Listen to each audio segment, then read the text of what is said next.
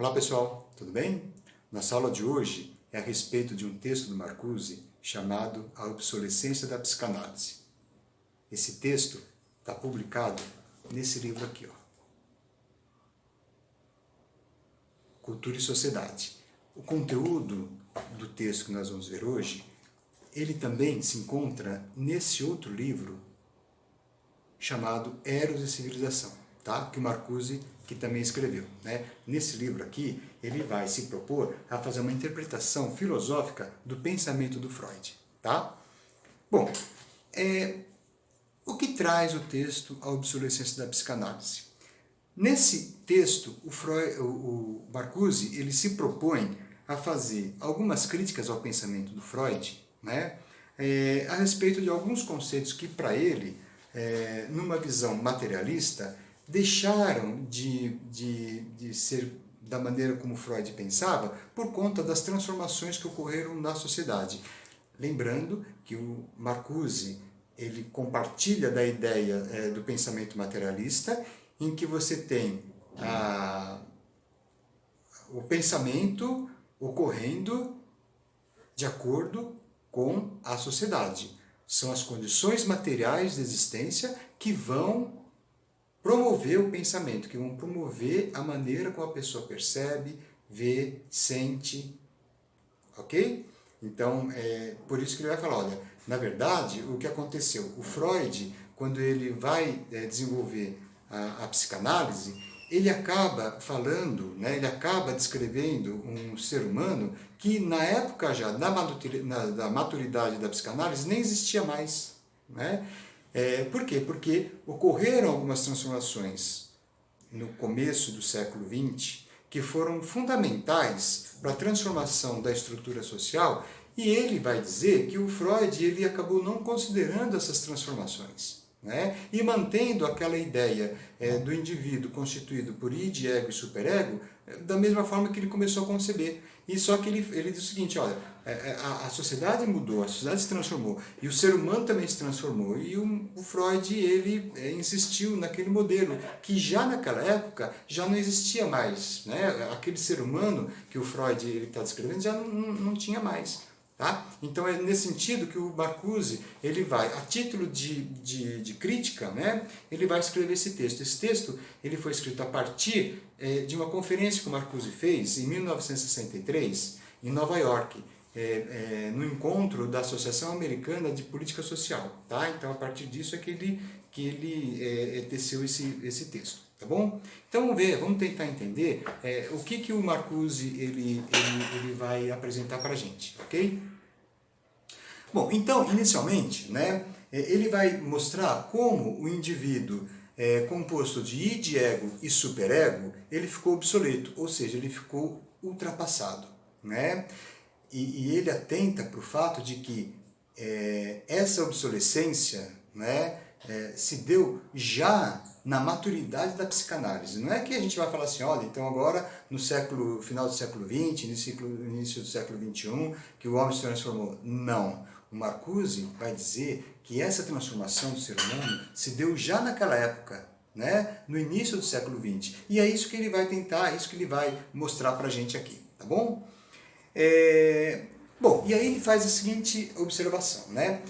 Com a transformação do objeto, ou seja, do ser humano, né, aumentou o abismo entre a teoria e a prática. Porque uma coisa que o Marcuse ele defende, né, é o fato de que a psicanálise, ela, por meio da sua teoria, ela consegue explicar as formas de dominação que existem, né, de um ser humano sobre o outro, né?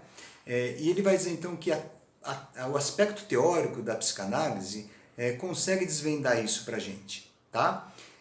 Já ele vai dizer, né, já a dimensão prática, ela cumpre com o objetivo de ajustar o indivíduo, né, no sistema social. Então ele parte dessa ideia. Por isso que ele vai dizer que essa transformação do objeto, né, essa transformação do ser humano, amplia ainda mais essa distância, que ele vai chamar de abismo, né, entre teoria e prática da psicanálise, ok? E aí ele vai dizer o seguinte, né, que nesse sentido a terapia acaba colaborando, acaba ajudando muito mais o sistema do que o próprio indivíduo, né?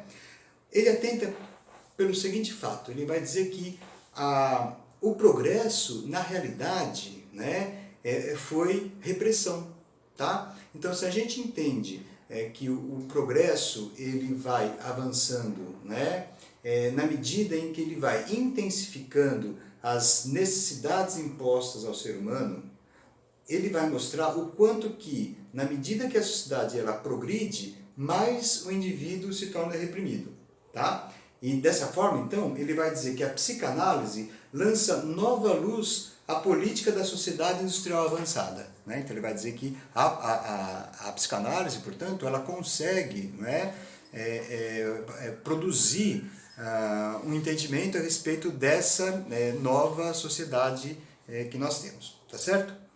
Aí ele vai dizer o seguinte, olha, o artigo discute a contribuição da psicanálise ao pensamento político, mostrando o conteúdo político dos conceitos psicanalíticos fundamentais. E ele faz uma advertência, né? Ele vai falar assim, olha, os conceitos da psicanálise não precisam ser equiparados aos conceitos políticos. Por quê? Porque ele afirma que, na verdade, os conceitos psicanalíticos já são conceitos políticos. As categorias não precisam ser ajustadas, não precisam ser relacionadas, né, com a situação política, né? Elas já são categorias políticas, tá certo? Ele afirma o seguinte, que a psicanálise ela se apresenta como um instrumento tanto crítico quanto administrativo. Instrumento crítico na sua dimensão teórica e administrativo na sua dimensão prática. E aí o Freud vai falar o seguinte, o Marcuse vai dizer o seguinte, o Freud ele descobriu os mecanismos de controle social. Então ele descobriu os mecanismos que são utilizados pela sociedade para poder exercer o controle sobre o indivíduo. Na maturidade da psicanálise, diz o Marcuse, né, esta já exprimia mais o passado do que o presente. E uma imagem desbotada, não triunfante do indivíduo. Vamos tentar compreender, né, o que ele quer dizer com isso, né?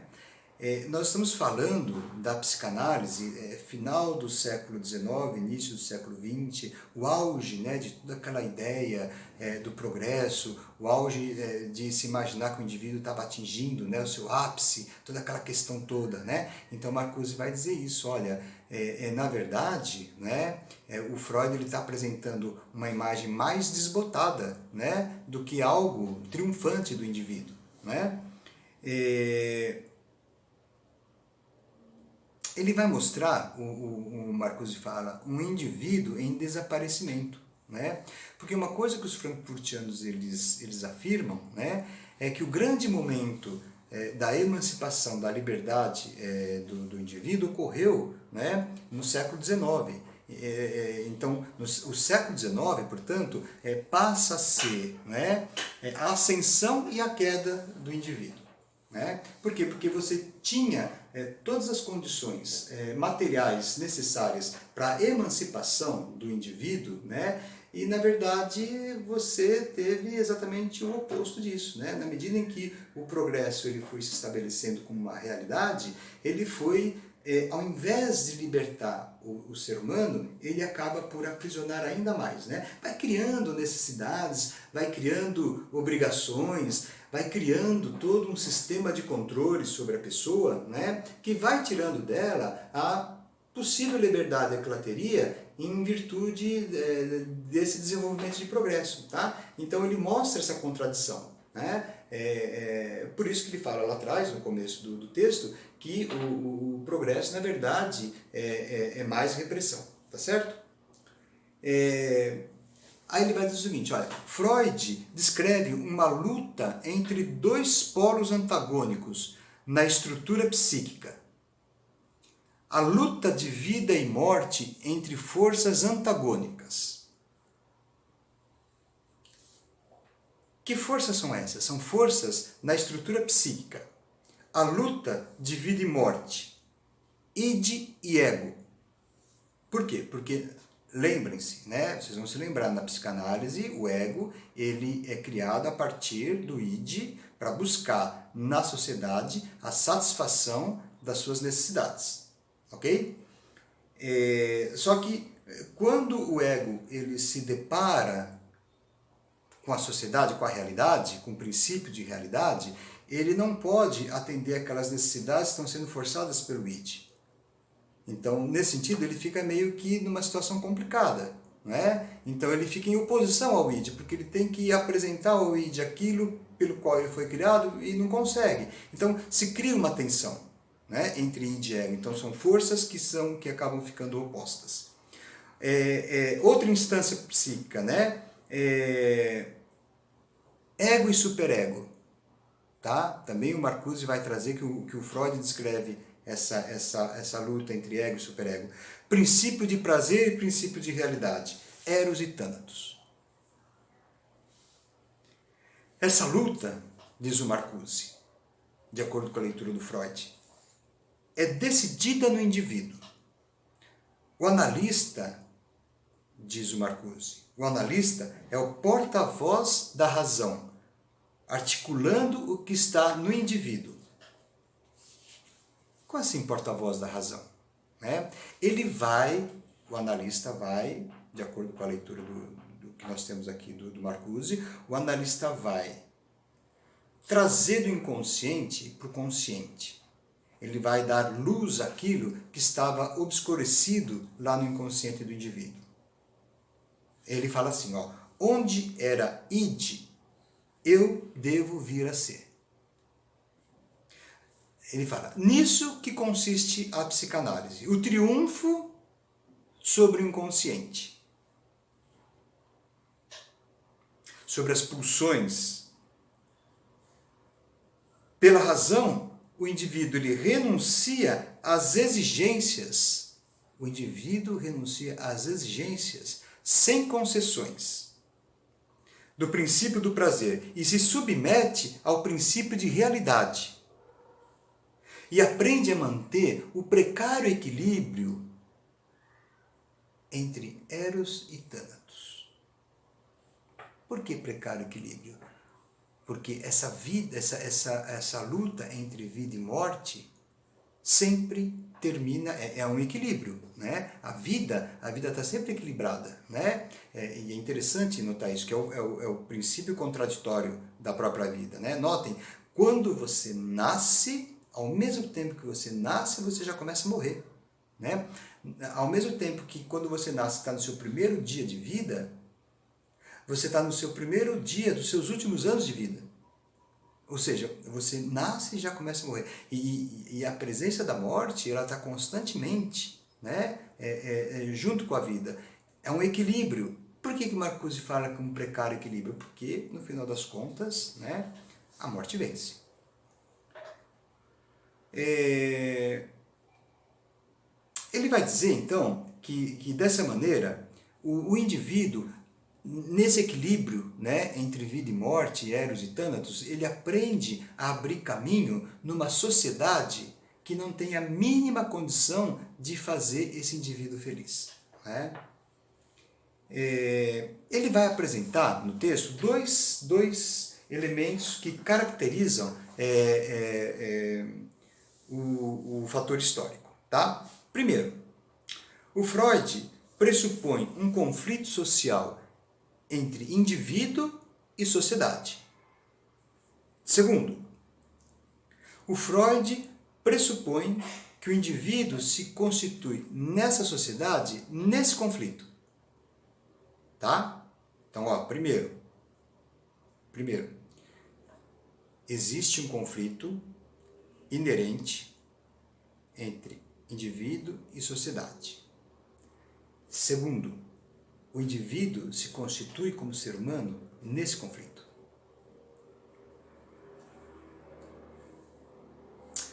Portanto, O paciente, na psicanálise, ele tem necessidade de se reconciliar.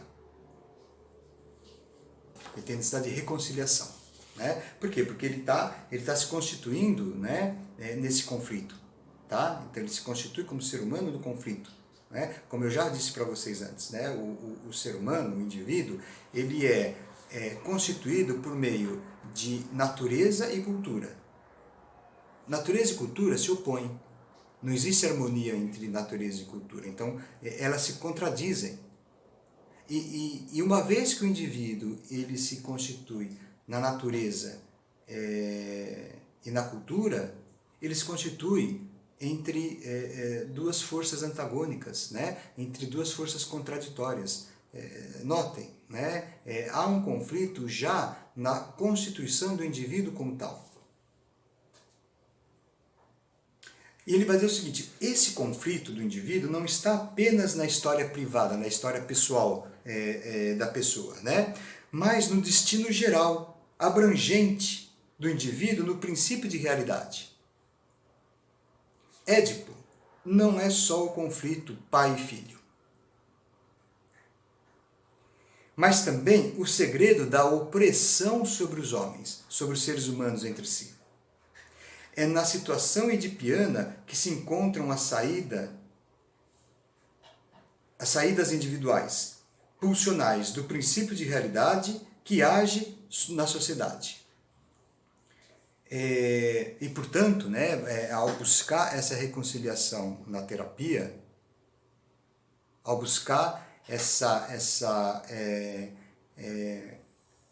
resgate, né, daquilo que estava no inconsciente para trazer para o consciente, ao buscar na terapia o domínio sobre o princípio de prazer em função do princípio de realidade, a terapia ela vai ser nada mais, para o Marcuse, do que um reconhecimento do vínculo intrínseco entre a infelicidade individual e a infelicidade geral. E aí ele fala, o indivíduo analisado com sucesso permanece infeliz, mas curado. Por quê? A sociedade não possui qualquer forma de fazer o indivíduo se tornar feliz. Quando você busca na terapia uma adequação à sociedade, você está buscando um ajuste na sua fonte de sofrimento. Por isso que ele diz, o indivíduo na psicanálise, ele está curado porque ele reconhece que ser infeliz é normal. Ele está curado porque ele está ajustado. Mas permanece infeliz. Por quê? Porque ser infeliz é o normal.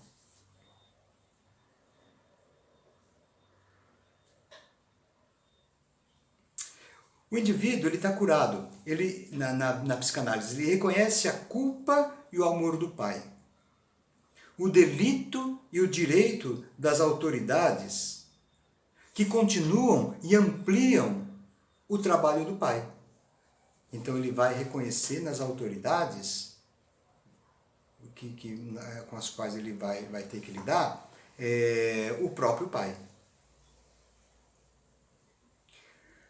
Aí ele entra com o início da crítica, né? Bom, então, tudo isso, até agora, o que ele está falando no texto, é relativo à psicanálise, tá? Relativo a Freud, às ideias do Freud. Aí ele inicia a crítica, ele pergunta o seguinte, bom, mas o que torna essa concepção obsoleta?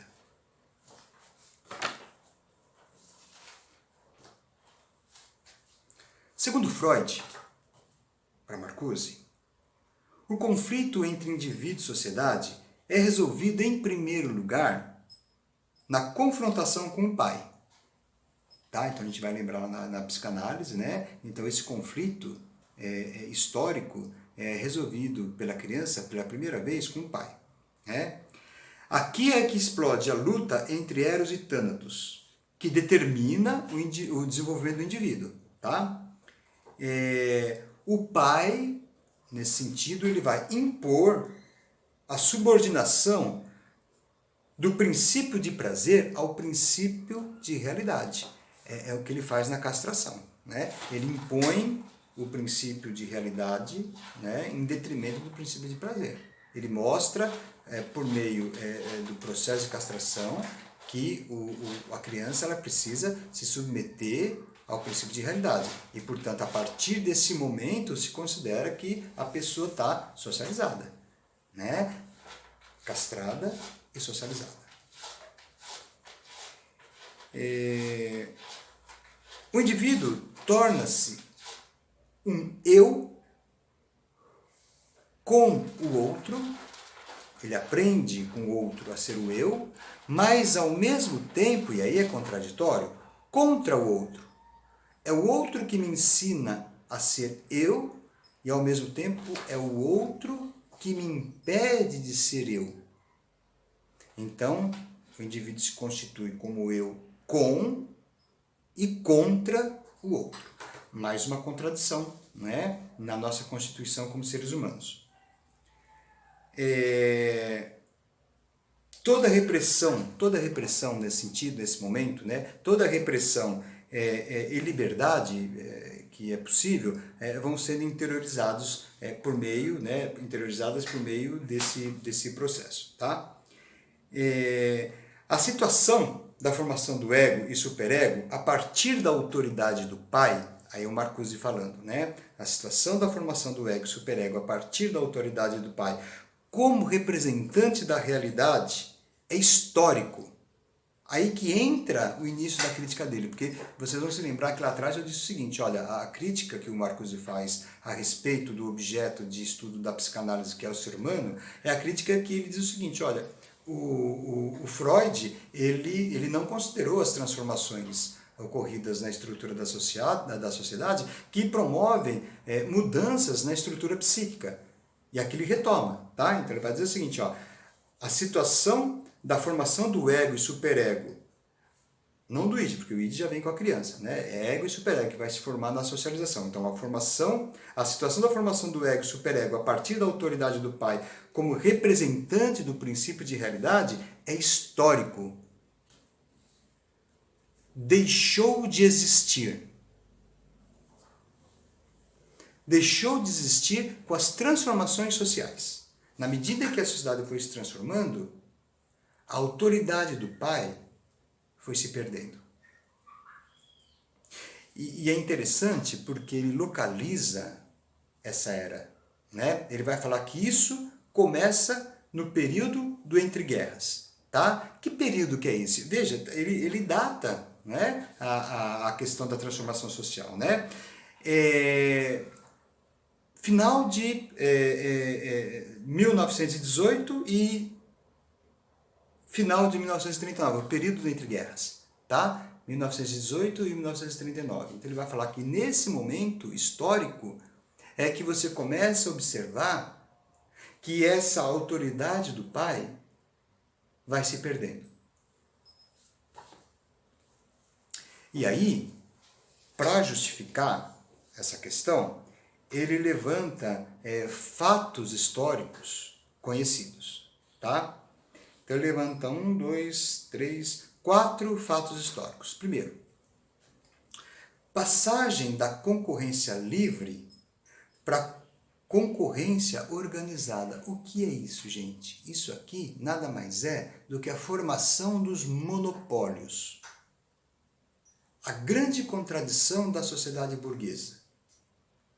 A menina dos olhos do capitalismo, que é a concorrência, deixa de existir. A livre concorrência deixa de existir na medida em que você tem a formação dos monopólios, né? Então acaba a concorrência, monopólios, oligopólios, né? Acabou a concorrência. É uma concorrência organizada. As grandes empresas, né? Elas vão comprando as pequenas e vai comprando.